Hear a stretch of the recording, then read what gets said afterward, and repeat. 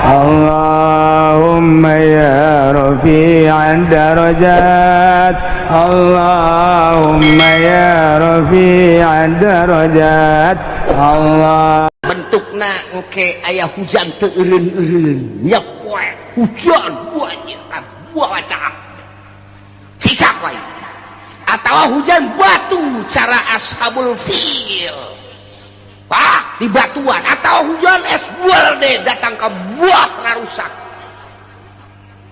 atau poe teureun kilat sing jeleger ditambah deui ku geladeg sing jeleger datang ka teu daya teu upaya siksa ti aing min paukiku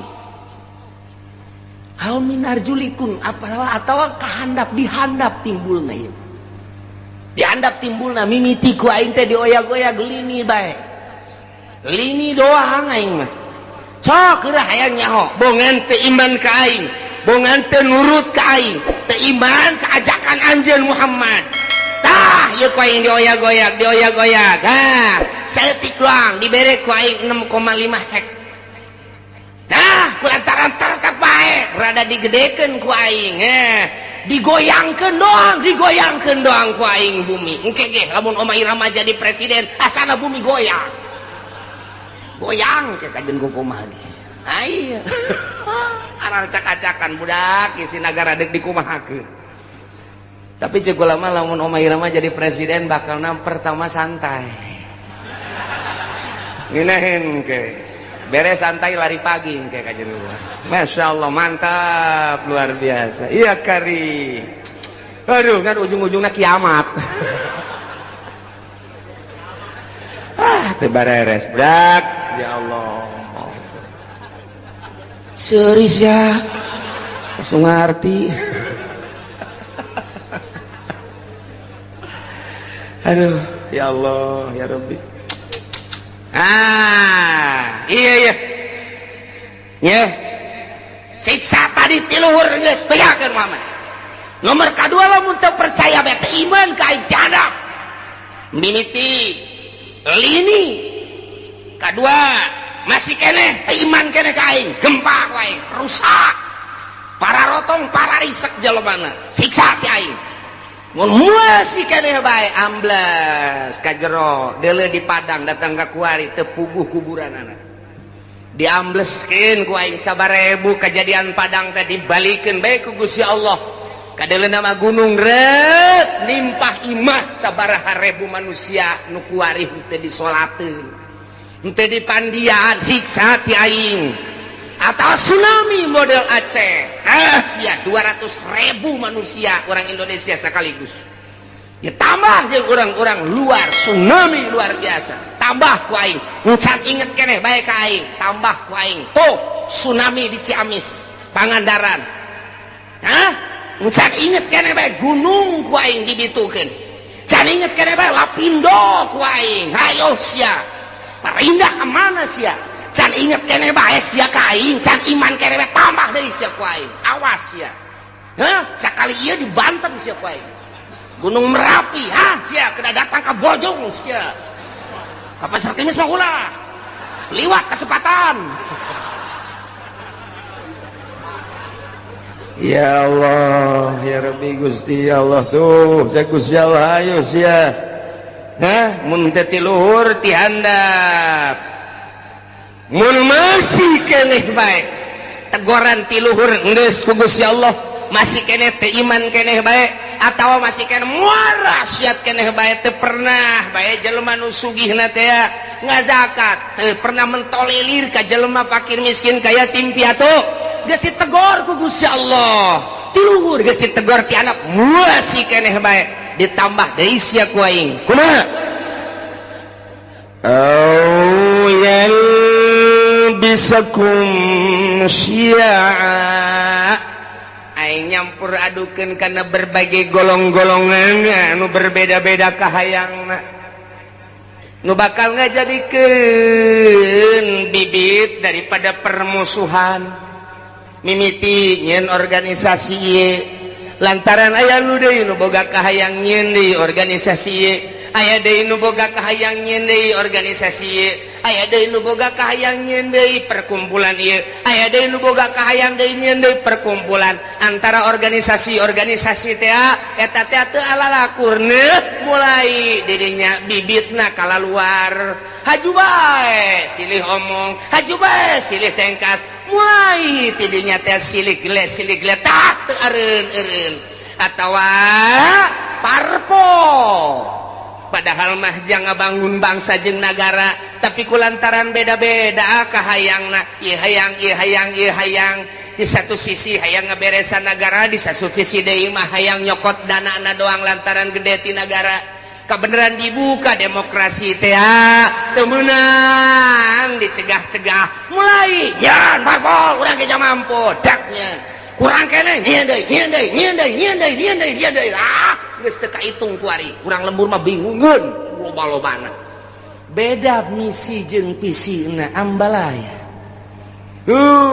zaman baheula urang inget aya Golkar aya P3 aya PDI ribut kiai jeung kiai silih omongkeun ribut politisi jeung politisi silih gele nu korban ge luar biasa loba jasa satu sisi kiai memperjuangkan negara melalui P3 jara rasaan didinya teh aya misi keislaman atuh dawah panggung teh luar biasa satu sisi pamarentah asa tinggalin ku kiai eta teh di Golkar nyeun huru hara aya tembak masal derege ilah syiah so eta di dalam negara kuari luar biasa loba anak koskaran itu timbul organisasi-organisasi di mimitian timbul organisasi teh Muhammadiyah naik deui ka NU beda visi jeung misina lantaran itu mah Wahabi ieu mah ahli sunnah naik deui timbul deui aya Islam Jamaah diorganisasikeun deui aya Islam LDI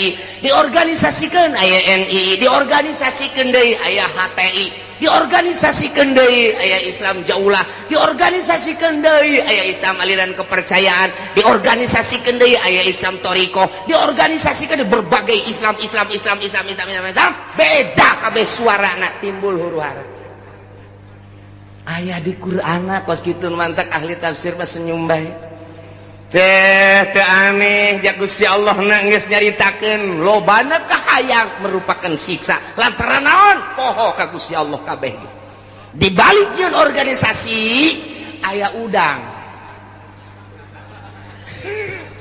iya aya udang di balik batu aya tah kos kitu tah nah nu mentek nyen organisasi sok diradesek komo dek aya kepentingan negara bisaan jasa Soeharto mah buat organisasi Pancasila buat KNPI buat organisasi tek-tek jeung bengekna dijieun supaya ngadukung ka ditu anu henteu milu kadinya sok deula tumpas kot kitulah keayaanana Kiai Isa antara Kiai Golkar jeung Kiai P3 jeung Kiai PDI kuari teh dimodernkeun Kiai modern jeung Kiai Salap ribut luar biasa Kiai Salap jeung Kiai Salap ribut tuh ieu teh geus aya ieu teh merupakan siksa lantaran kabeh teu ka Allah ieulah siksa ti Gusti Allah ausian awyal bisakum syi'a teu karasa ku urang toel ku urang kiai eta tuh aing sarua ka Allah jadi ngaji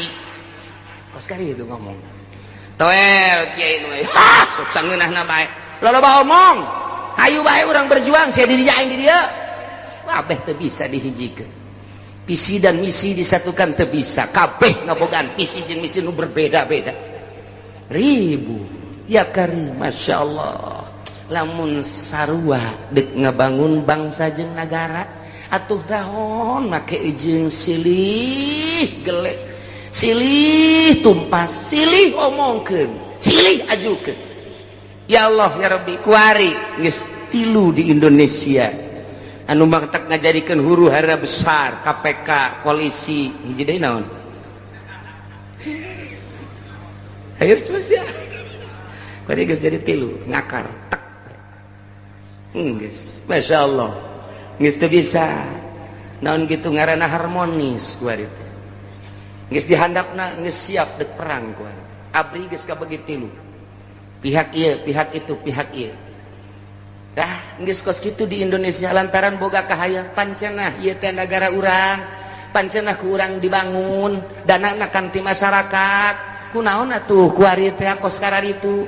Polisi geus teu percaya ka KPK.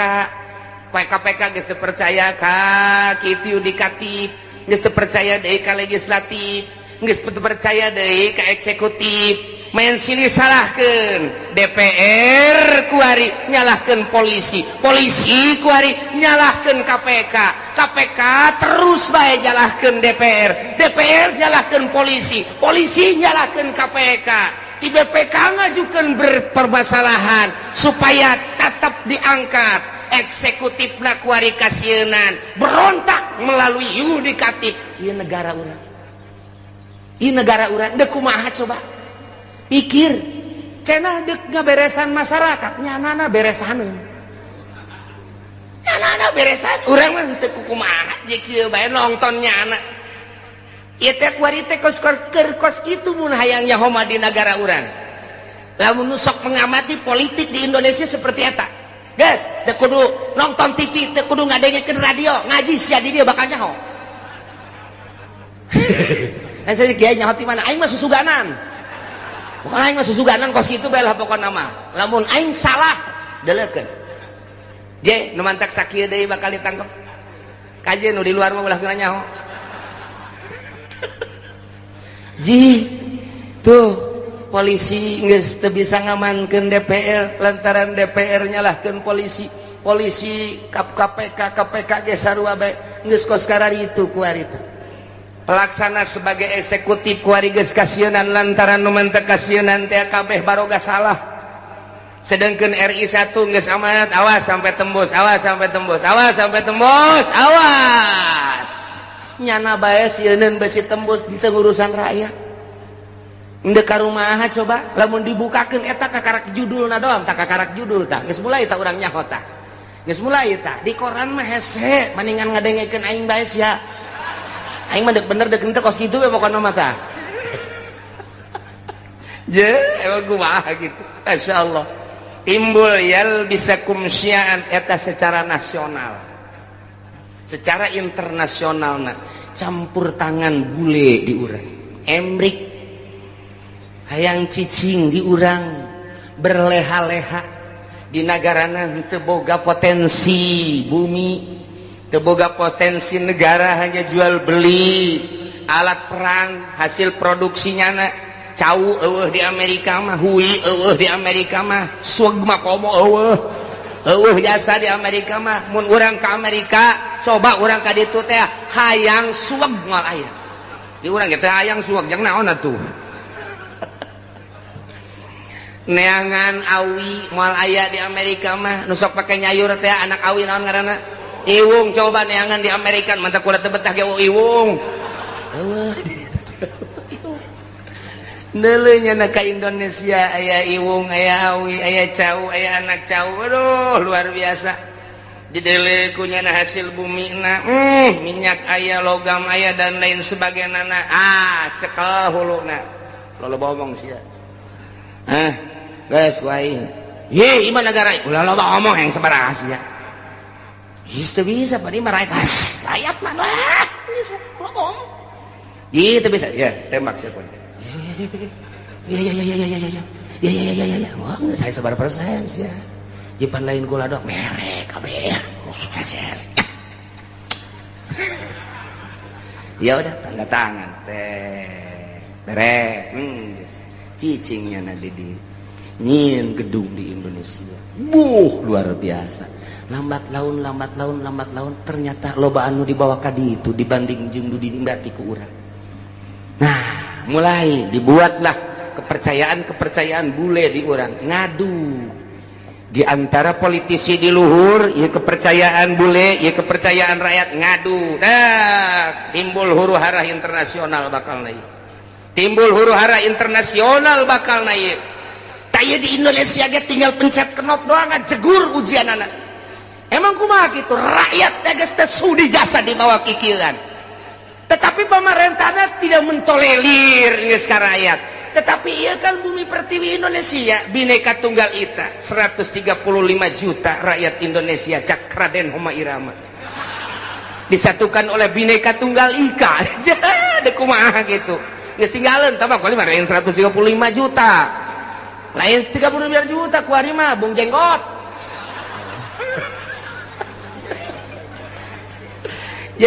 nah iya huru-hara internasional geus mendekati di Indonesia terjadilah di luar Indonesia dulu Irak akibat yalbisakum syi'a wa yudhiqa ba'dakum ba'sa ba'd dibere nyicipan ku Gusti Allah siksa sebagian bangsa jeung sebagian deui kuari mah serang kital peperangan ieu geus dibejakeun ku Gusti Allah tak ieu ayatna ulah kaget lantaran nu hiji nyembah ka Gusti Allah Irak Baghdad nu hiji nyembahna ka patung beda potensi nu aya di Irak luar biasa lobana Amerika teu bogaeun di dinya teh tah di dieu teh panas Amerika serang geus dikibarkeun bendera salib perang luar biasa di dinya muatanna loba diawali ku potensi bumi nu dipake ke hayang ku Amerika lantaran teu daya teu upaya supaya menggebu nah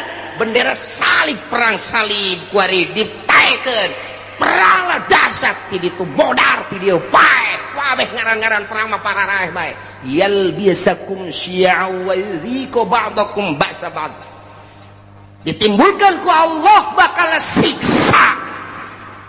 siksana kumaha ialah diaduk-aduk ku Gusti Allah melalui syiar organisasi golongan-golongan wa yudhiqa ba'dakum dibere ngasaan ku Gusti Allah sebahagian bangsa ba'd ku siksaan sebagian bangsa deui perang multinasional jeung Irak dia kasaksian ku urang selesai eta berangkat deui Libya selesai Libya Syria suara nu datang ke urang geus macam-macam urang mun maca koran lokal mah kos kieu mun maca koran internasional mah kos kieu mun maca berita-berita mah kos kieu tinggal urang bae bingung sementara nu boga berita asli nu bogana adalah Amerika urang teu daya teu upaya soal berita aya ge selundupan berita nu asli apa iya apa tidak mulailah dikaburkeun Bashar Assad teh merupakan Fir'aun lah satu sisi Bashar Assad ia telah memperjuangkan bangsa jeung negara melalui agama Islam satu sisi jaritakeun Bashar Assad teh ieu adalah Syiah anu luar biasa satu sisinya nama Wahabi satu sisi deui ahli sunnah wal jamaah nu jelas mah urang kebingungan kabeh supaya naon supaya mendukung ke Amerika teu nyaho keasianana kumaha tah kos kitulah yalbisakum syi'a wa yudhiqa ba'dakum ba'sa ba'd perang kulantaran disuplai ku Iran Amerika neuleula bahaya sebab di Iran aya 3 rudal anu luar biasa nomor kahiji rudal Husein kadua rudal Hasan nomor katilu rudal Ali ngaranna ge teu kira-kira ngaranna teu kira-kira rudal Husein lamun diberangkatkeun datang ke Amerika rudal Hasan bisa ngajegur jang Amerika rudal Ali mah bisa neangan musuh susulundupan ndeu kumaha coba hayang cak Amerika kekeketaan heula jieun heula coba hayang nyaho ku urang sok pancing melalui Israel berangkat ter jeung Palestina menang Amerika eta teh begitu dahsyat luar biasa nah Palestina supply dar hanya 9 hari Israel kabur tinggal cek Amerika angkat ulah bahaya ya bahaya kita cari dulu lain eureun neangan kelemahan kos kitulah ieu keur carita yalbisakum syi'a wa yudhiqa ba'dakum ba'sa ba'd disiksa ku Gusti Allah ku di luhur geus dihandap geus melalui tsunami siksaan sisalan kurang kumaha dahsyatna sabaraha juta manusia anu disiksa ku Gusti Allah titah iman ka Gusti Allah tapi tetep bae teu iman dibere ku Gusti Allah awas cek Gusti Allah dua deui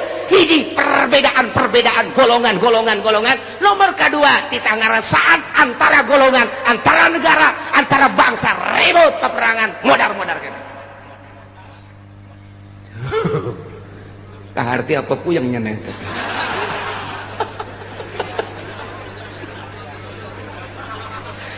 Internasional dibawa kurang. Nah, caner geus.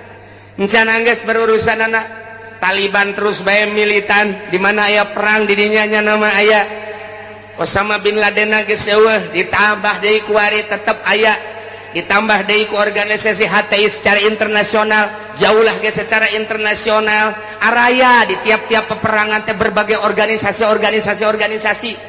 ja peperangan kamari bae di Israel orang Indonesia bage aya ka ditu kok nyemplos ka ditu model urang teh nyaho aya nu nyeplos kos kitu lamun teu direkomendasi ku RI da moal bisa sementara kapan urang teh negara teh aslina teh manut ke Amerika tapi kok aya orang Indonesia di ditu ja perang Irak aya orang Indonesiaan di ditu perang Iran aya orang Indonesiaan di ditu ieu urang Indonesia mah asana mah nya nama Okos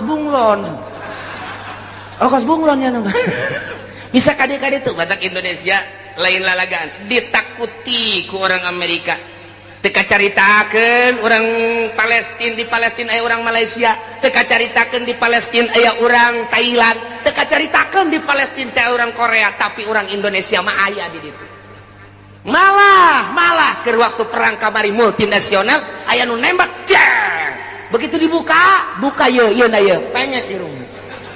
Wah, cek orang Amerika, iya mah lain orang Irak, lain Iran, lain Taliban. Coba status seorang mana? Begitu di dalam, ya karib, kurang puta.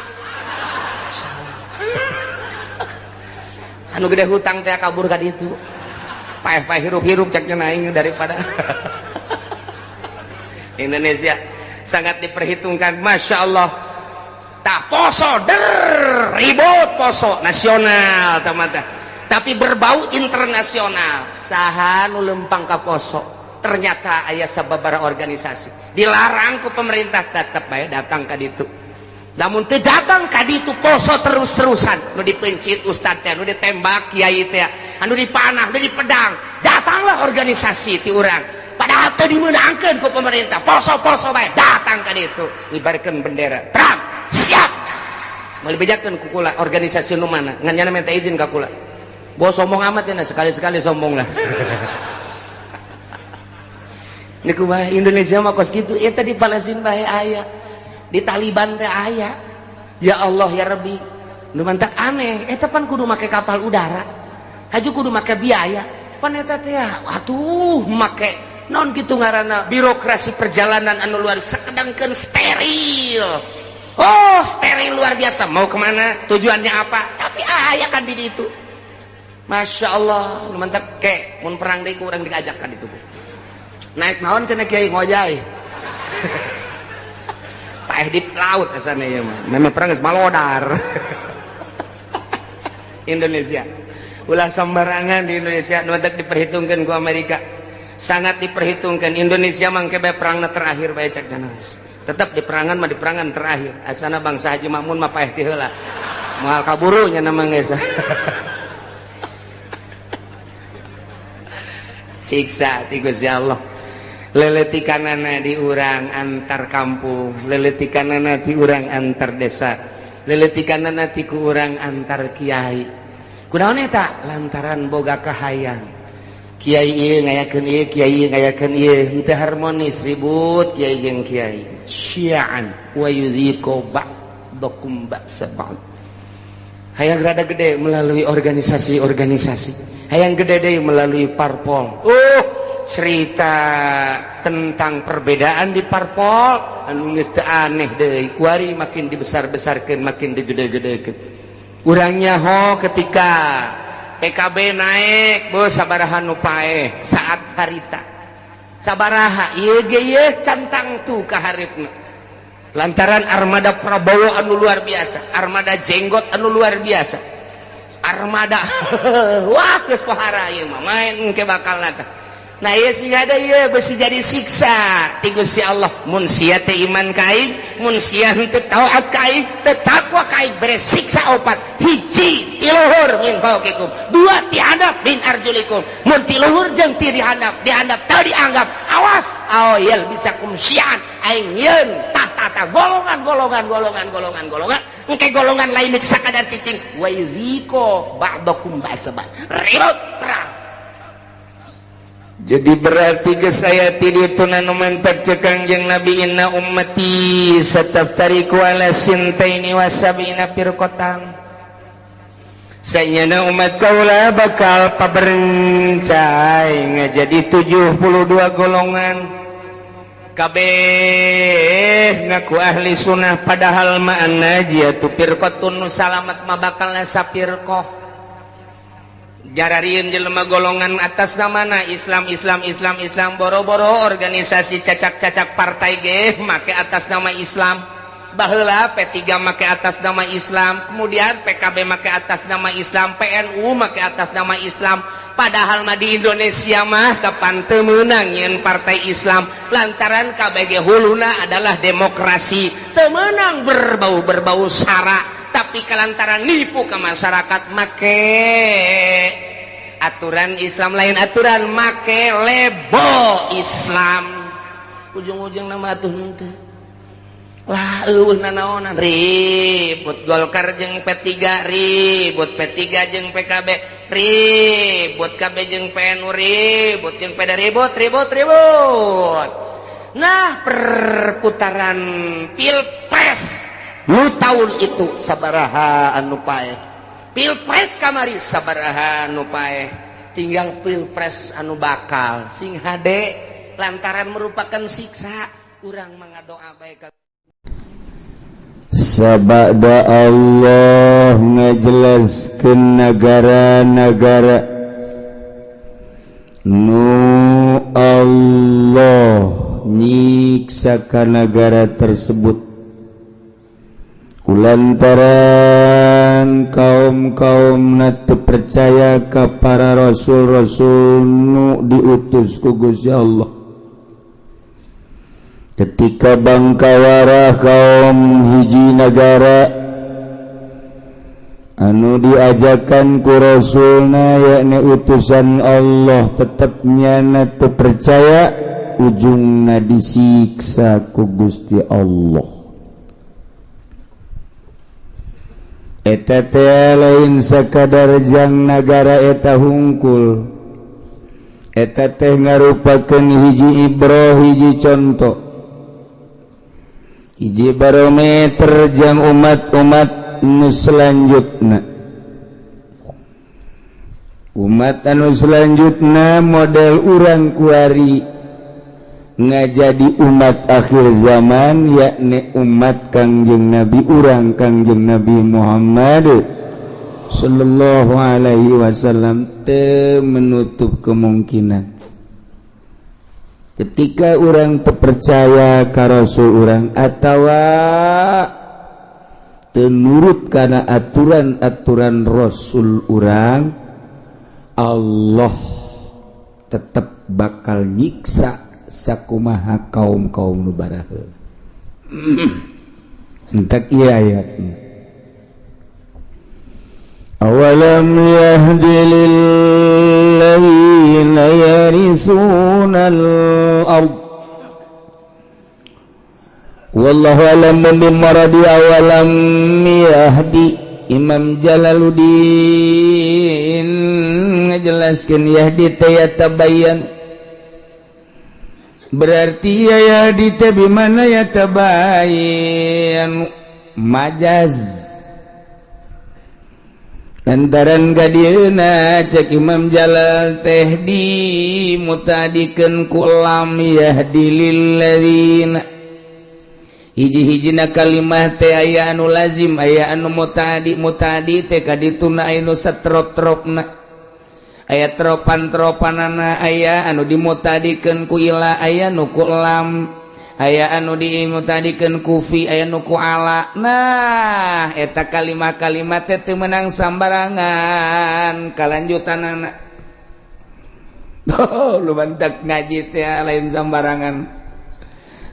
Ieu santri ngadepong di pondok pesantren aya nu 10 tahun 15 tahun tah dek datang ka dinya. Lamun nasoro kabelah dituna ieu mutaadina teh ieu kumaha aya anu binafsihi aya nu bigairihi. Lamun binafsihi berarti langsung ka ditu ngamutaadikeun teh maf'ul tanpa make huruf. Aya nu ngamutaadikeunana ieu kudu make huruf dimutaadikeunana kudu kumana? Kudu ku ala, kudu ku fi, kudu ku ila dan lain-lain sebagainya. Kudu ku ba. Orang pasantren teh mikiran gos gitu tah. Ketika ieu mah lain parantina kudu kumaha ieu. Kudu kumaha ieu? Lain parantina ieu mah ieu. Tah, nu mantek lamun aya salah bae buatan batur. Kajahoan ku urang. Salah ieu budak ieu. Kumaha emang ieu teu nerop ieu ka dieu ieu. Tuh, kan teu nerop mah teu nerop, jore. Urang hulu kopiahna nomor 7 dipakean ku ari nomor 5 netren. Ngaranna tenrop eta. Tenrop. Uluna nomor 5 dipakean, nomor 7 toklok. Tenrop. Kawin ge sarua bae urang kasep kawin kanu gelis. Pariuk manggi kakeb. Pas. Tapi lamun urang kasep pamajikanna jore, ieu ge tenrop sarua bae. Eta mah kudu nyandung sebenarnya mah. Sia masa dihatean bebangun enduk teh ya. Keheula-heulanan kumaha lamun awewena geulis salakina jore. Nah iya. Lamun salakina kasep pamajikanna jore mah kan bisa nyandung. Lamun pamajikanna geulis ai boga pasalaki jore kan nasib hese. Geulis aya dinyana masyaallah nya jangkung lengjang. Beuh ieu kulitna ge pohara jasa hartina putih kuning nyamancung bulu matana bentik ya Allah ya Rabb. Haju susuna neuntreu doh. Aduh. Tuh aja pengen cenah. Kolot-kolot ge dehem. Ai nasib bapan hes ai celeketek boga salakinya hideungnya pendek. Cekolot baheula mah beke ngaranna. Eta mah eta hesekeun nasib atuh ngaranna ge. Eta kumaha mantah? Eta teh tenrop ngaranna. Nu kasep kawin jeung nu geulis eta mah pariuk mangge kekepas. Kasep pamajikan jore. Ya tugas nasib. Geus bae tinggal tungguan di akhirat bae sih. Lah di dunia ieu moal kebal lah gitu bae. Moal kebal ge tetep teu tentrem eta. Aduh. Masya Allah karim. Awalam yahdi lilladzina yarithuna al-ard. Apakah can jelas can nyata ka jelema anu cararicing di muka bumi bisukna nyieun imah nyieun hotel muharajas. Can jelas kitu mimbadi wilaki ahli asabada dirusak ahli-ahli bumi. Kok masih keneh terus bae maksiat. Can jelas kitu lalakon nu baheula Kangjeng Nabi Nuh alaihi salam. Umat tadi kumahakeun? Can jelas kitu coba kaum Samud. Anu Allah nurunkeun Rasul Kangjeng Nabi Shalih alaihi salam cica. Apakah can jelas itu baheula teh kaum Ad diutus ku Gusti Allah Nabi Hud. Apakah can jelas ka umat-umat nu kuari deuleu nu baheula zaman Kangjeng Nabi Lut alaihi salam umat da kumaha jeung nabi-nabi nu lainna tadi dijadikan barometer sih. Awas cak Gusti Allah. Encan jelas gitu, hei khususna ke ahli Mekah. Encan jelas gitu, hei ka para kapirin santerona. Khususna ahli Mekah atawa kapirin atawa kuari Mekah orang Indonesia nu dipimpin ku presiden urang, presiden anu paling kurusan dunia. Oh masalah. Masalah emang kenyataan kos gitu. Presiden orang tetap aku.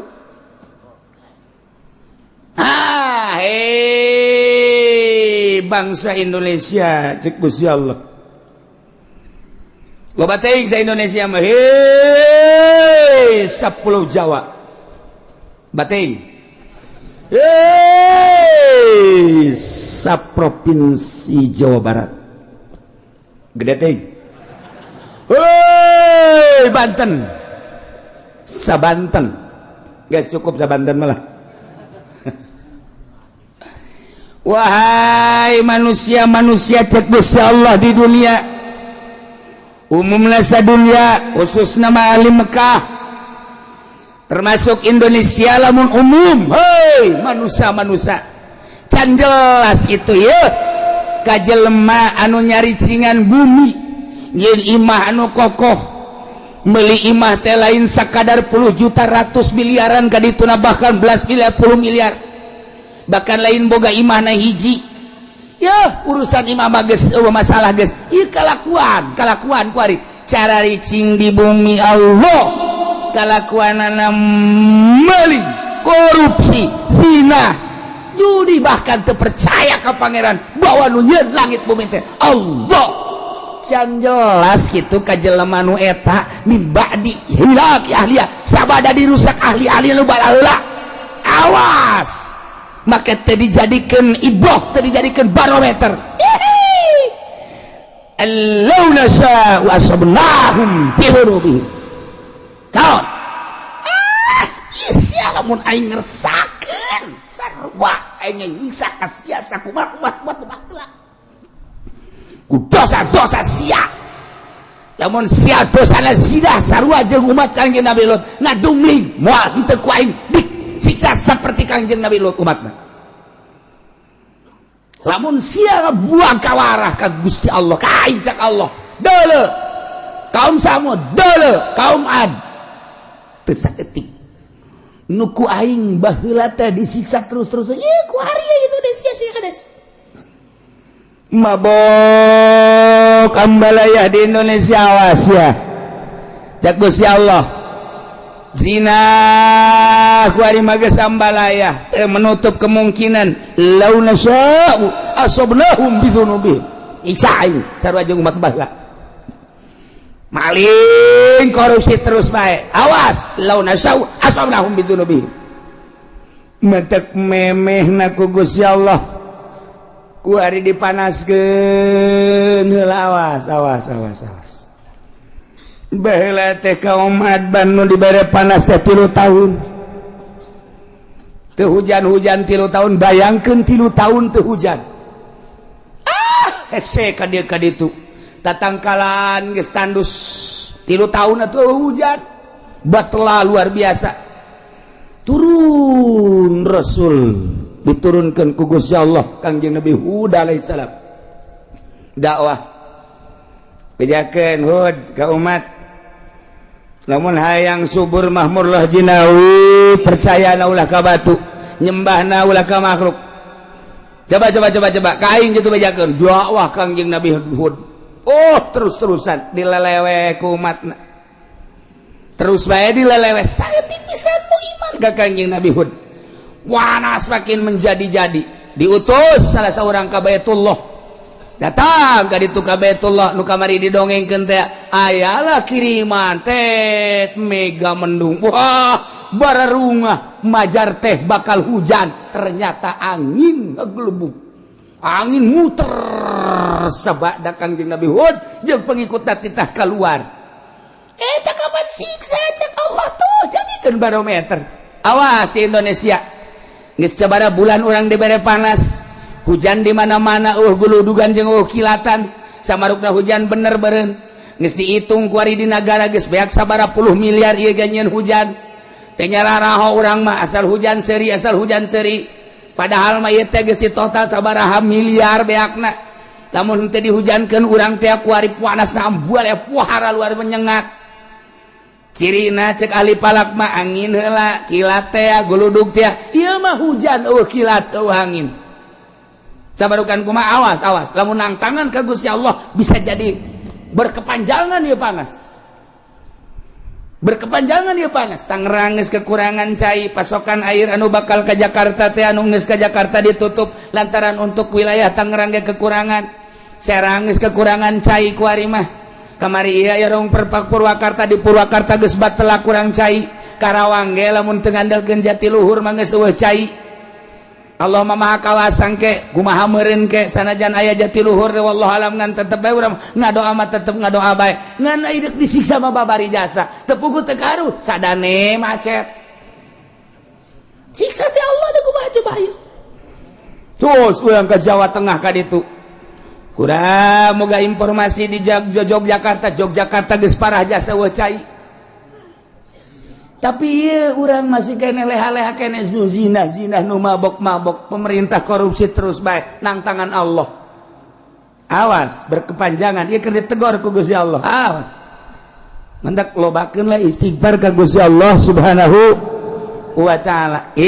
Awalam yahdi apakah can jelas lilladzina yarithuna al-ardo ka jelema nu nyicingan bumi. Ieu nu mantak Gusti Allah teh make bahasana yarisunal ardo, make yarisu matina warasa yarisu eta makan ngawaris. Aya ngawaris mah berarti kapan aya nu diwaris.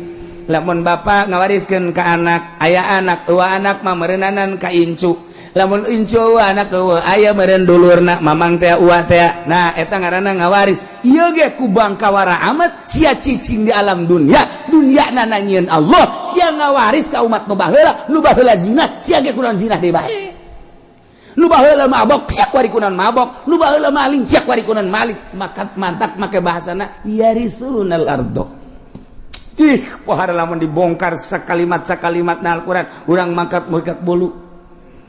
Dikiekeun dikitukeun urang mah ieu macaanna bae ge kuari ge sararese ngadengekeun ge cangkeul. Padahal mah kurang kumaha kopi geus ngarokok geus bubur geus segala wuduk segala tetep bae ku ngadengekeun cangkeul geus neuleuh deui ka jam. Bangun dek demo teh ka aing sia. Aduh Gusti Allah lagu. Entah, ngeta mun boga janji meureun. Neuleuh deui jam ieu janji aing jeung jahe. Tuh. Ieu bahasa yarisuna sia cicing neruskeun lalakon umat nu baheula dizina disiksa, umat nu baheula mabok disiksa ku Gusti Allah, umat nu baheula maling disiksa ku Gusti Allah, umat nu baheula kafir disiksa ku Gusti Allah. Awas sia ngawaris nu baheula sarua sia ge ku aing disiksa deui.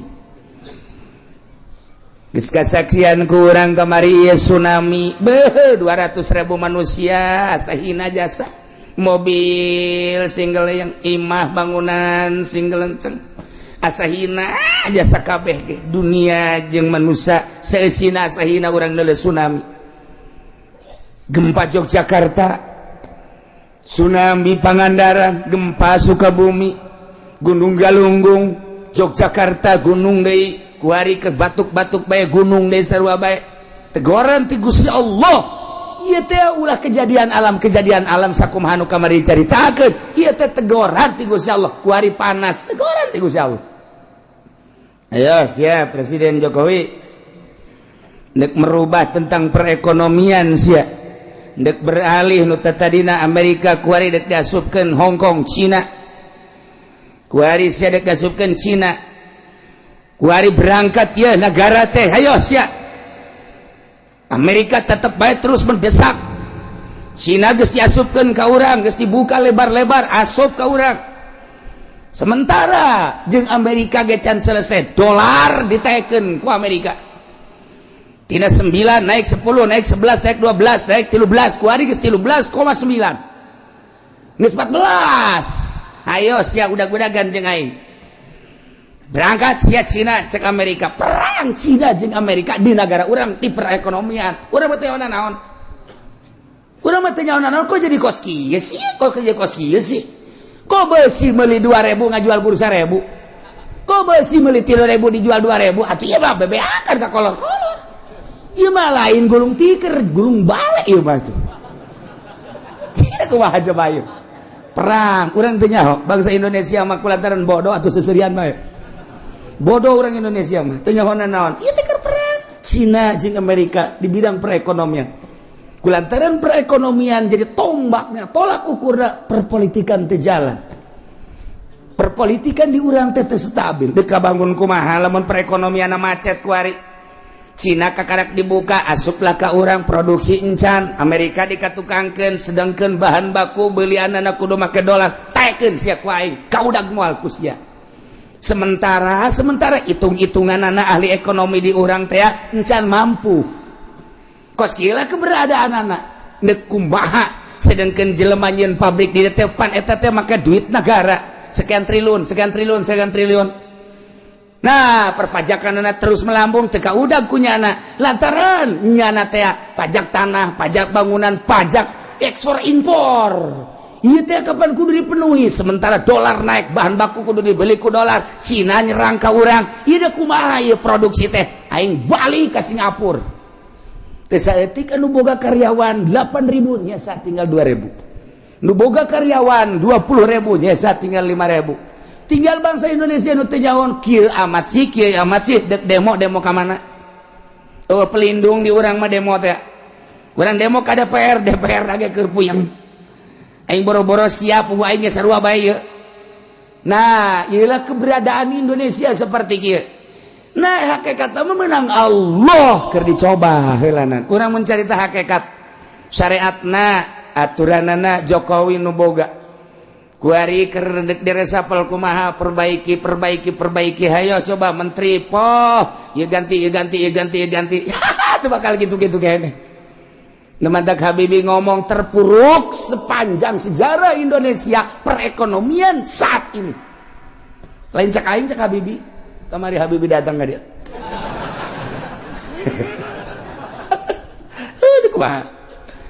Nah, ieu keur carita keberadaan negara. Kemudian panas sakallah ayo sia. Dek jeung aing udag-udagan sia ayo. Sia dek ngaluhurkeun pertanian Jawa Timur akan ditingkatkan pertanian Jawa Tengah, Jawa Barat. Geus dipersiapkan di Palembang, di Medan, di berbagai daerah. Pokoknya ditingkatkan pertanian. Sebab naon perekonomian bakal macet kunya geus ka itu. Ieu perekonomian industri bakal macet sebab moal kaudag melalui dolar ditaekeun ku Amerika. Hayo hayang nyaho udag-udagan perang Cina jeung Amerika. Asal Cina naik perang. Lamun Cina terus memaksa dolar bakal 15. Lamun Cina terus bae ku Indonesia dibere diketeruskeun naik 16.000. Jadi dari kumaha eta mah perang nyana. Ayo cek Amerika. Pas gitulah perang. Beda deui jeung perang di Irak, lain deui di Irak mah. Ai di Irak mah Saddam Hussein teh deuleu sejarah. Cek Saddam Hussein manyaing teu mampu sih ko transaksi make kitu. Hilang dolar bae. Ku ini ditaekeun Islam teh. Dolar ku ari teu bisa transaksi di Irak. Meuli minyak kudu make dinar, meuli minyak kudu make dirham. Uang Irak. Iran kitu kene sepakat. Bingung kalah Amerika. Sakedeung nyieun lah nyana perkumpulan ieu mah lamun diteruskeun bakalna negara Islam di mana-mana. Bakal terulang kembali wali sanga zaman kitu Raden Patah dengan Saddam Hussein, Islam akan tinggi. Urang mah teh nyaho minyak dengan sakitu perang perekonomian. Nah, dijadikan biologi padahal di Irak teh ngan omongan Amerika teh dihajar ku Amerika sorangan moal kuat Irak, dihajar ku dua anjing iris moal kuat, dihajar jeung Prancis moal kuat, nyeulah multinasional hajar Saddam Hussein sebab urang bahaya ka dituna bisa-bisa Islam naik deui. Islam nu mantak merudah sadunya kamari mah tanpa aya nu nitah spontan. Tuh lamun dibuka sejarahna kos gitu. Kuari di Indonesia geus tambah geus carita Irak tamang geus beres tamang geus. Beres geusan tamang geus. Geusan heulanan. Kuari urang mah carita Jokowi. Presiden urang eta kajen kumaha ge. Perang Amerika jeung Cina. Hayo udag-udagan sia. Kau bisan teh sia. Ketika Cina terus yen naik jeung uang Cina naik yaitu dan naon garang Amerika masih kene siap naik deui dolar. Moal kuat kajen kumaha. Nu mantak cek Jokowi urang kuari mah beralih ka pertanian. Urang siapkeun pertanian. Wah, geus disiapkeun nya lagi geus boga pemikiran. Ieu moal kuat. ngudak dolar Amerika teh moal kuat jas urang kana pertanian cak Allah lain kitu titah ibadah atuh ka aing jas siang ngandelkeun pertanian teh ngandelkeun hujan panaskeun ku aing sia lain titah ibadah nangan udag-udagan bejakeun para ulama nu sekeliling mengelilingi Jokowi titah ibadah ka Gusti Allah kitu masyarakat ulah udag-udagan yang ka kawasan Allah lamun dipanaskan panas anu luar biasa dulu India dulu Pakistan brek tarawih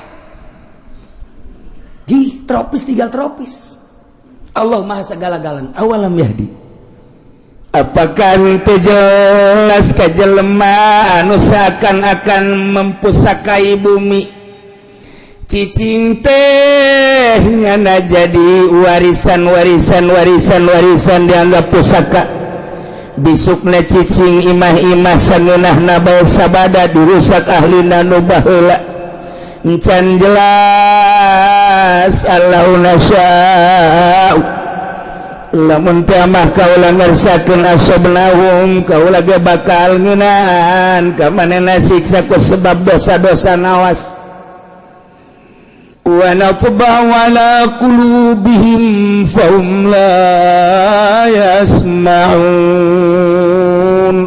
kaula nu agung teh geus ngelak geus ngecap geus nyeplok kana hate-hatena jelema nu berheula manan manehanna teu iman teh manan manehanna teu percaya aju ku kaula disiksa hajunya nanah teu daekeun ngadenge kana piwuruk-piwuruk si mata daburin ngan sakadar didengekeun dipikir henteu sakadar ngadengekeun dilaksanakeun henteu akhirna jadi guguyon siksa ku aing tah jelema-jelema nu bara heula teh nu mantak disiksa teh teu percaya ka aing hatena ku aing geus dicap diceplok distempel geus moal iman kulantaran buang ka warah jasa teu menutup kemungkinan anu ngawariskeun taneuh nu baraheula di urang zaman Bung Karno Masya Allah menyatus desa Bang sampai Merauke Bung Karno mah menyatukan umat musyawarah jeung para penggede jeung para inohong tokoh-tokoh masyarakat berbagai lapisanana politikus ekonomi jeung ahli agamana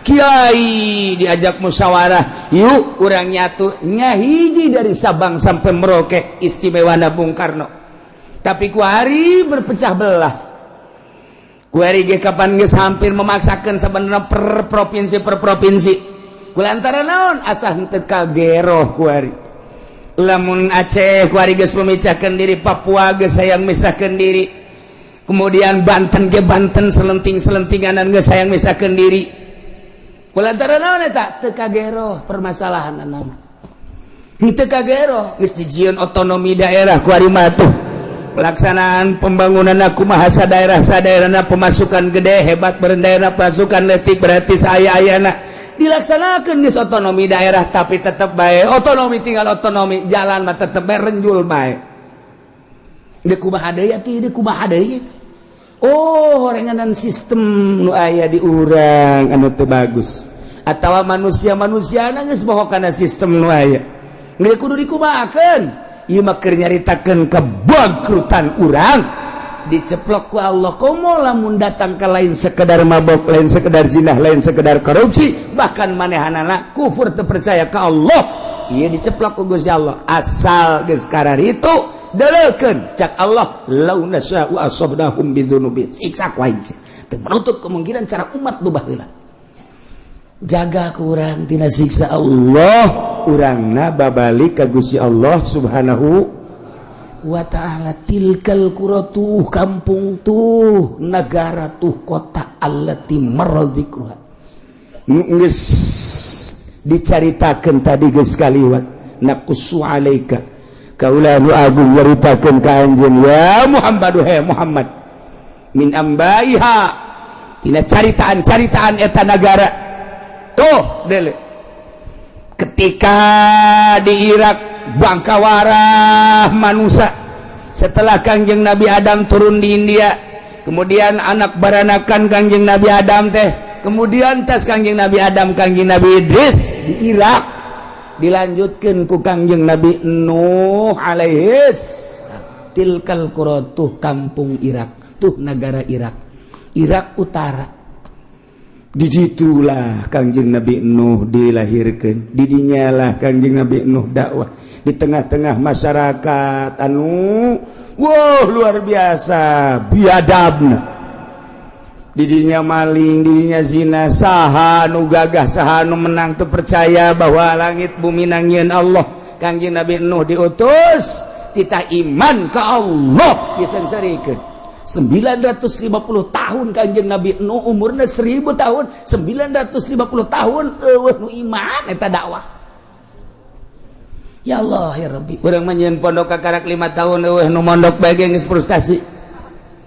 Urang dakwah eueuh nu ngadengekeun bae geus frustasi. Deule Kangjeng Nabi Nuh 950 tahun eueuh ngan Kangjeng Nabi Nuh mah terus bae tabah, diusir bala Kangjeng Nabi Nuh. Tidinya instruksi Gusti Allah nyeun kapal Kangjeng Nabi Nuh saling-sarikeun no aya nyeun kapal mah deket laut lain di tengah-tengah negara sia mawana kali itu kumaha jeung leumpangna kumaha kapal mah ayana di laut ceuk Kangjeng Nabi Nuh kulama instruksi ti Gusti Allah lah udah sok Allah-Allahan edan sia mah Nuh geus teu dianggap tapi tetep bae Kangjeng Nabi Nuh terus kesimpulan nama Nuh awas ieu umat geus disiksa saha anu iman kuateun Kangjeng Nabi Nuh dakwah awas siksa ieu mah bakal datang nu iman naik ka dieu naik anak Kangjeng Nabi Nuh opat Yapis Ham nah Kanan nu tilu asup ka laut ka parahu nu hiji Kanan mah henteu anak sorangan Kanan teu percaya ka Abah percaya ke abah nama Rasul. Ya urang teh ye teh turunan tilu-tilu Yapis, Sam, Ham sakitu. Dijelaskan ku Kangjeng Nabi di hadis Bukhari. Yapis bapak orang itu, Sam bapak orang itu, Ham bapak orang itu. Jadi urang teh keturunan tilu-tilu Kangjeng Nabi Nuh alaihi salam moal kaluar ti dinya. Arab turunan mah dijelaskan ku Kangjeng Nabi. Arab turunan bapana kadituna ka Kangjeng Nabi anak Kangjeng Nabi eta. Kemudian ngatu gaduh naon gatu ngaranna ge tu Iran, Persia. Ya eta keturunanna terus kaya Turki, Cina, ieu termasuk urang. Ieu ke urang lamun nyaritakeun hadis Kangjeng Nabi nu eta. Jadi kesaturunan-saturunan kadu itu. Hiji nu teu iman Kanan, teu daek naik. Kanan ka dieu cak Kangjeng Nabi nu iman, siksa ieu lah, bah, siksa di mana? Abi naik ka ditu ka tanggal kalapa. Liput sia tanggal kalapa ge bong moal mah nya tiba heula ge tilok tanggal kalapa tilok liput ku cai ieu mah siksa sadunia ieu mah moal bah paling ge lah kula mah lamun tanggal kalapa kaliput kula mah ka gunung geus atuh teu iman ngaranna ge terus disiksa teh naik di mana Kangjeng Nabi Nuh tu singgahna ye gunung naon gara-garana kapal judi dina Al-Qur'an Gunung Judi di mana tak di Turki. Nah jadi di Irak terus ngeungkeun kapal teh eureun-eureun di Turki. Tah eta lah kuari geus diketemukan di Gunung Ararat di dinya Turki aya kapal Kangjeng Nabi Nuh sebelah kirina sekitar bangsa 50 meter tidinya aya masjid masih aya keneh kuari ge masjid urut Kangjeng Nabi Nuh alaihi salam geus jadi batu masjid Kangjeng Nabi Nuh didinya kapal aya keneh urut kapal Kangjeng Nabi Nuh jadi kapal teh singgah teh lain di laut tapi di luhur gunung Judi kuari aya keneh geus dipoto urut kapal Kangjeng Nabi Nuh teh. Kemudian laut nu pernah kitu diberangkatkeun ku kapal Kangjeng Nabi Nuh ku didinya mah ke satelit coba laut mana aya kuari kecanggihan alam kecanggihan alatnya seperti eta jadi kuari mah lebar kapal Kangjeng Nabi Nuh panjang kapal Kangjeng Nabi Nuh diketemukan oleh 4 negara satu negara Amerika bersama-sama dengan Arab nomor katilu Jerman nomor kaopatna Irak 4 negara Mesir 4 negara ieulah anu terus menelusuri tentang kapal Kangjeng Nabi Nuh kuari geus dijadikeun kitu mitos geus dijadikeun kuari aya kapal Kangjeng Nabi Nuh masjidna aya urut Kangjeng Nabi Nuh singgah di luhur gunung masyaallah aya 2 masjid hiji di dinya nomor kaduana di Tajikistan Nah jadi eta lamun urang kaditu engke naik ka gunung bakal kapanggih jeung masjid urut Kangjeng Nabi Nuh alaihi salam. Ke lamun urang ka Tajikistan kaditu ente naik kulama balik. Para raih bisa sia di luhur gunung. Aya tapi make kapal heli di sorotat aya. Masya Allah terbukti ieu teh orang Amerika ingin membuktikan coba di mana sih ke Gunung Judi dan di mana sih singgahnya kapal dan bagaimana ditelusuri selama 5 tahun menelusuri eta 5 tahun menelusuri eta alhamdulillah terbukti iyalah geus dibukti-buktikan ku Gusti Allah nyana nama asup Islam. Kemudian loba nu asup Islam di Amerika ketika manehana nyaritakeun tentang terbukti nah baheula zaman Kangjeng Nabi tutup ku Amerika teu meunang dicaritakeun bahaya ieu mah. Masya Allah nailah cerita tilkal qura tun negara anu baheula ahlina iman ka rasulna begitu Allah ngutus Kangjeng Nabi Nuh alaihi salam umatna tetep bae henteu iman siksa ku Gusti Allah tilkal qura negara itu disiksa ku Gusti Allah. Nomor kedua negara kaum Samud eta adalah kaum Kangjeng Nabi Saleh alaihi salam eta ngaranna Madain Soleh lamun Kangjeng Nabi nyaritakeun dina kitab Bukhari hadisna aya Batnul Wadi ketika Kangjeng Nabi di Zulhulaifah Kangjeng Nabi teh cicing di Batnul Wadi antara Batnul Wadi jeung Yordan di dinya aya ngaranna Madain Soleh lamun dina Al-Qur'an aya surat Hijr eta surat Hijr teh eta tuh di dinya lah disiksa kaum Samud teh lamun terus urang ka Yordan aya Petra di ditu tersisa ditinggalna tilkal qura disiksa kaum Samud mana deui tuh Ad kaum Ad di mana Ad kaum Ad teh antara suhu di Arab Madinah antara Madinah jeung Yaman belah ditu aya Ahqaf ngaranna mentak dina Al-Qur'an aya suratul Ahqaf eta dataran luas dataran pasir urang mah nyebutna gurun pasir Sahara ngaranna Ahqaf teh lamun urang dina Al-Qur'an mah suratul Ahqaf Yaman kaum Ad di Yaman ditinggalna kaum Ad mentak diutus Kangjeng Nabi Hud alaihi salam Yaman mentak aya kuburan Kangjeng Nabi Hud di Yaman mah osok di haolan wah ramena luar biasa ditinggal para nabi di Yaman Kangjeng Nabi Sulaiman aya di Yaman ditinggalna Kangjeng Nabi Sistea kemudian Kangjeng Nabi Hud ge aya berbagai nabi-nabi jeung wali-wali nu mantak paling istimewa sadunia adalah Yaman sunina kuat jasa gempur ku Yahudi moal bisa Yahudi ngagempur eta lamun tanpa make umat Islam dicuci otakna anak buahna teh dicuci otakna supaya menyatakan Islam teh seperti ieu jadi kena ISIS berangkat ku hari ku ISIS diacak-acak kuburan-kuburan teh wah kiai-kiai terus dibeakeun ISIS terus baik iyalah supaya jadi Wahabi sebab ku Wahabi Yahudi ngeunaheun jasa ku Yahudi mah ku Wahabi mah Yahudi teh ngeunaheun jasa nek nyaplokna naon ge itu hasil-hasil bumi teh ngeunaheun jasa selama make Sunni ortodok lamun di Irak mah Islam ortodok ahli toriko iya bahaya urang teh teu meunang nyaritakeun tentang tuh Tuan Abdul Qadir urang teu meunang nyaritakeun tentang Kangjeng Nabi urang teu meunang nyaritakeun tabaruk Yahudi teh ngaulahkeun hese ku Yahudi mah melalui Wahabi kos kitulah kuari asup ka Indonesia Wahabi Syiah asup mentak lobalah pertanyaan-pertanyaan mahasiswa untuk mempertanyakan kebenaran kewalian Maulana Hasanuddin mempertanyakan kebenaran kewaliannya Syekh Yusuf mempertanyakan kewaliannya Syekh itu Asnawi mempertanyakan kewalian Wali Sanga ketika orang nyaritakeun nyana wali apa dasar kewaliannya coba lamun tahun-tahun sabaraha naon ditinggalna nah ketika orang nyaritakeun Cirebon Syekh kitu Syarif Hidayatullah di deuleu kurang keramikna dideleku urang potongan bangunanana iyalah ngajadikeun mitos maka didinyalah bakal kanyahoan tahun sekian maka dengan ayana kos kitu jelaslah kewalian Syekh Syarif Hidayatullah dihancurkeun kunyana supaya anak incu urang ulah bisa ngaritakeun deui. Di urang tidak menutup kemungkinan bakalna Cirebon hancur, wali sanga kabeh dihancur-hancurkeun. Banten ge dihancurkeun.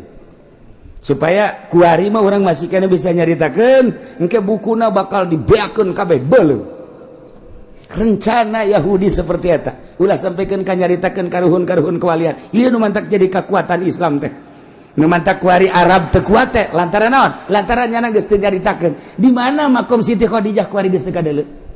Di mana ditinggal Kangjeng Rasulullah geus teu kadeuleu? Malah kuburan Kangjeng Nabi ge deuk dipindahkeun. Ya teh Yahudi. Ya Wahabi nurut bae deui. Deuk kumaha coba ieu?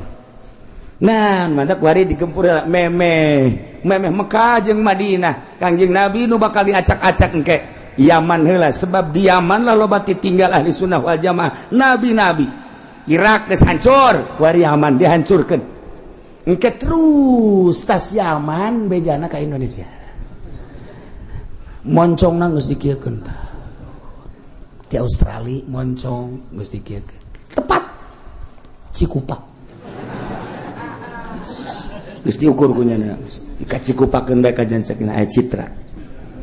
Aya anu ngabisiki, coba cenah ka Puri, ulah Puri mah eueuh teh Puri mah. Puri mah aman eueuh nu zina nu mabok. Eueuh di dinya mah. Aya ge anu eta doang nesian 50. Tah ieu di urang teh geus di berbagai sektor di luhur geus dieusi ku Wahabi mun hayang nyaho. Di kepemimpinan Jokowi iyalah kadeuleu rapuhna nu mantak dipaksakeun lah NU dengan agil sirat kudu naik di sadajan sabaraha miliar kudu bae. Urang lamun nyaritakeun kitu bakal ngabukakeun tentang keberadaan Indonesia. Kunaon sih bisa memaksakeun aya bergaining jeung ieu. Sebab naon keur memperjuangkeun kewahabian jeung kesyiahan. Dicaritakeun soge maksudna kumaha hati-hati ka hareup. Lain lalaga dieu mah. Terus dipaksakeun padahal mah NU mah lain kos kitu kuduna atuh. Tipe NU mah lain kos kitu kudu tawadu. Kuari ge tawadu, ngan tawaduna kuari mah tau warna duit. Jadi lain tawadu asli.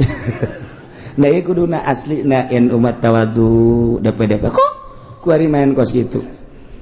Lain sekedar lain nyaritakeun tentang keaiban NU tetapi keberadaan NU seperti etalah dipaksakeun kajen kumaha ge sebab naon aya nu diperjuangkeun di tubuh pemerintahan supaya sunni ieu rusak dihancurkeun lalaunan wow leuwih jeli ahli Allah aman takabe blut pigideg bae ge abi babi nu sajan anu nyarahkeun gide kumaha ka hareupna ai kula mangan sakadar lah atuh nyaritakeun keberadaan kos kieu bae sakadar supaya nyaho bae abeh urang hati-hati anak urang pasantren-pasantrenkeun si hade abeh engke tetep bae kuat perang masalah geus wih cenah kieu perang masalah ja perang paeh teu perang paeh deui ulah kitu cenah kieu kula can kawin-kawin heula sia deula saya mikirana kitu bae sih mikiran hulu nu leutik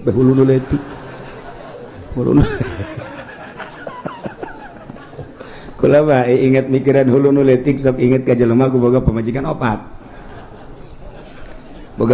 opat ye tangan ku nyana diatur cak nyana teh kieu nya pokona mah asal giliran sia datang ka imah aing ka dieu sia balik isu kana ieu datang jadi awewe nu datang sebab ai mah pan boga pagawean dakwah teh dagang teh dan lain sebagainya geus sia kudu nyaho sia datang ka waktuna masing-masing geus eta persetujuan pemajikan opat oke.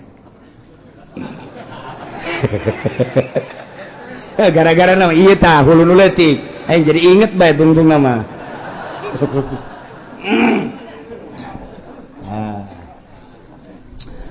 geus kitu paringana barang peuting teh pan nu datang ieu peuting ieu ku jadi telepon ge teu datang geus kajeun lah peuting ieu teu datang ge peuting kadua giliran nu anu biasana nu kadua ieu teu datang deui bae sial aing geus pargel kitu datang cek nya teh nu katilu ge teu datang deui bae pamajikan nu kaopat beberapa datang itu datang deui bae. Masya Allah caknya isi kunaon kieu teh opat ku opatna baru datang hiji-hiji aja salarial jasa saja langsung nyana pas nu ngariung di lembur eta nu ngariung kebeneran nyana titah nyambut nyana dulur-dulur sadaya geus esi nyambut na manusia ngan nyana nyelipkeun urusan nyana. Itu biasa tanya ki pudol ya, emang gitu penceramah. Nyana nyelapkeun urusan nyana. Cak nyana teh ya, kula mah urusan sambutan mah geus beres ya nya. Ngan ieu mah kieu saeutik mah. Dulur horenganan eta pamajikan ngaladenan salaki ganjaranana sarua jeung ngabunuh Yahudi 70. Lamun pamajikan ngaladenan salaki berarti sarua jeung jihad fisabilillah ngabunuh pamajikan 70. Beuh eta lamun sakali. Lamun salila hirup berarti alajur kabeh Yahudi. Ieu mah keur carita gede jasa ganjaranana. Eta pamajikan opat ngadengekeun BKB. Di imah jaheuh nya horeng gede teh ganjaranna. Geus bae balik ka imah tah pamajikan datang. Assalamualaikum. Waalaikumsalam. Ye. Dia datang ya, naon? Kula mah kabita ngadenge tadi kakak nyarita. Cek jana cenah ieu 70. Cek jana ganjaranana. Atuh ayo rasa sarer ya.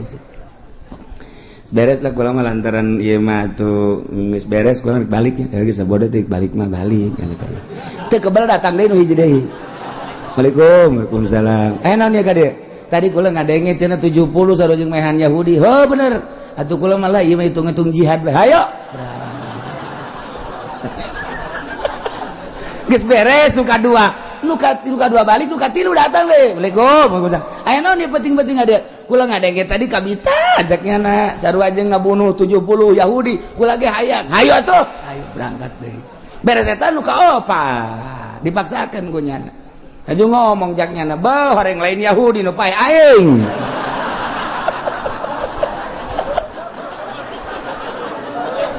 Tuh gara-gara nu leutik inget bae kadinya. Aduh jagian lain Yahudi nu modar. Aing isu ka rumah sakit teh.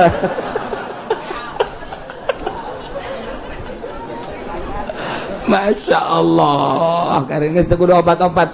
Hiji bae urang nu teratur. Ngan lamun hiji kurang ya dua lah masalah lah gitu.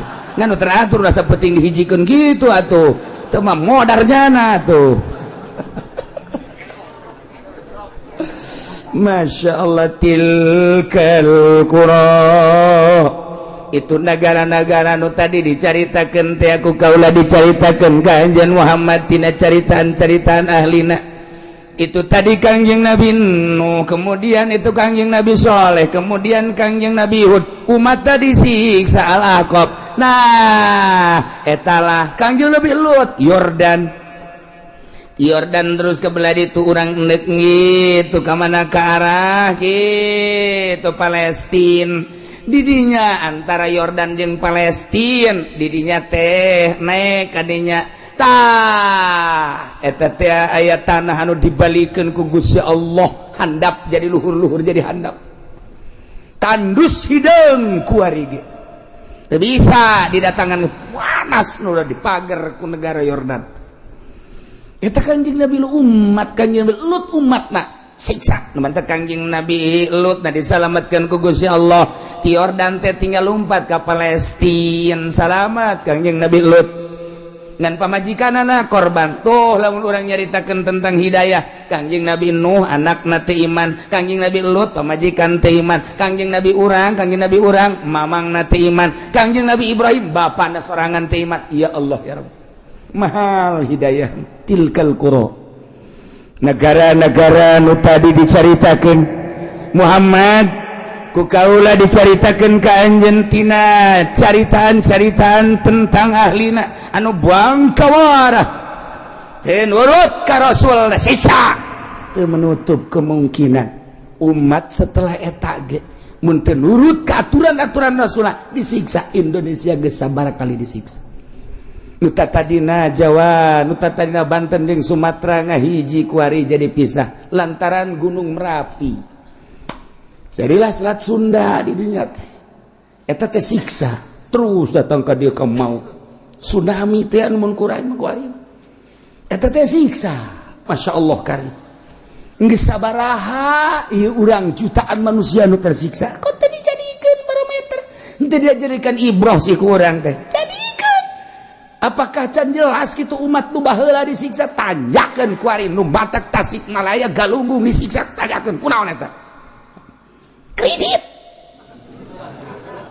ditanyakan kredit teh ahli-ahli kreditnya tuh orang dinya orang kitu rancapaku terus orang kadinya kredit nu mantak eta kamari ieu kitu Padang eta Padang teh dibelebeskeun ku Gusti Allah datang ka kuari wallahu alam kumaha gunung nimpah nagara eta datang ka kuari sabaraha ribu manusia kunaon eta tanyakeun Padang emang kumaha gitu Padang ya Allah ya Rabbi eta nu mantak Aceh disunamikeun di Aceh kunaon ganja nu luar biasa dikirim ke unggal negara lewat Merak lewat Singapura dan lain ganja datang ke kuari nu ngaran ganja di non gitu ngaranna di dinya di Aceh jadi sorangan Masya Allah nu mantak kuari urang lamun dahar di Padang sing hade ngeunah keberesna tunduh eta teh make ganja make ganja eta lina lawar jadi persediaan biasa jadi makanan biasa orang di Padang di Aceh di ditu mah orang mun namu ka Aceh lamun urang teu ngarti ka agama ketika masak di ganjaan nikmati daharna teu kebal PS ganja jadi sorangan lamun urang nyaritakeun ganja di Aceh jadi sorangan urang nyaritakeun di Yordan eta teh kitu zaitun jadi sorangan jadi sorangku lagi kaget sisa gunung zaitun barang terus naik mobil di sisi imah kebelah zaitun horeng jadi sorangan nu mantak zaitun ke mancanagara zaitun nu aya di urang geus di naon dikemas eta teh menang ti nagara Yordan jadi sorangan mantak dina Al-Qur'an watini wazaituni waturi sinina wa hadzal baladil amin demi tin demi zaitun Waturi Sina demi gunung Tursina emang didinya terus Yordania Mesir terus ke Palestina gunung Tursina okas gunung Judi teh ti Turki terus kabar terus tilu negara eta teh gunung Judi kabeh tilu negara gunung Judi kos Palestina kos Tursina eta urang di Yordan Mesir terus ke Palestina terus eta ngaranna gunung Tursina kabeh Judi sarua bae itunya Tajikistan etanya gunung Judi di dinya Turki gunung tilu negara Afghanistan terus kan itu eta gunung Judi kabeh Masya Allah urang mah menyaritakeun gunung santri cerah hiji urang gunung Karang eta loba gunung Karang tapi nu kanyahoana mah nu gedena bae kos kitulah di urang mah di luar negeri mah tuh gunung tilu negara urang kula nanyakeun mana ieu gunung Tursina sugan kula macel cara gunung santri horenganan ada kuluh cekna Tursina Masya Allah kula nanya tak kagaibna ieu mana gunung Tursina enak gunung Tursina cekna ada kuluh Tursina kabeh Tursina teh di dieu datang Yordania Mesir terus ka ditu Palestina ada kuluh Tursina oh cek kula teh ieu mah lain etan mah ditanyakeun gae urut Kanjeng Nabi Musa mana gerib cekna sakedeng deui pas sakedeng deui geus deukeut geus deukeut kan lantaran penting dibejakeun tah ieu ceritakeun gu nyana ieu lah gunung urut Kanjeng Nabi Musa atuh mun urang turun bisa teu cek nyana teh jahat di dieu loba garong ulah peuting kebenaran lewat kadinya peuting ngan neuleu doang ieu dibejakeun gu nyana ieu lah gunung Tursina urut Kanjeng Nabi Musa ngan lamun peuting henteu ngajamin keamananana sebab daerah dia jahat-jahat keneh paingan aya polisi setiap mobil aya polisi dikawal ku polisi Masya Allah horenganan kejahatan-kejahatanana luar biasa tilkal qura tuh negara-negara ieu keur carita negara-negara anu ku Gusti Allah dicaritakeun ka Kanjeng Nabi urang anu diturunan rasul-rasul urang mah jauh teuing urang nyaritakeun negara urang bae tuh Aceh jadikeun ku maneh contoh tuh Tasikmalaya jadikeun contoh tuh gitu Sukabumi jadikan contoh tuh Padang jadikan contoh kadek ulah datang tai goyang tuh Yogyakarta kudu kumaha tuh iman ka Allah subhanahu wa ta'ala lobakeun takarrub tafakkur ka Gusti Allah masyaallah walaqad ja'atuhum rusuluhum bil bayyinati wallahu a'lam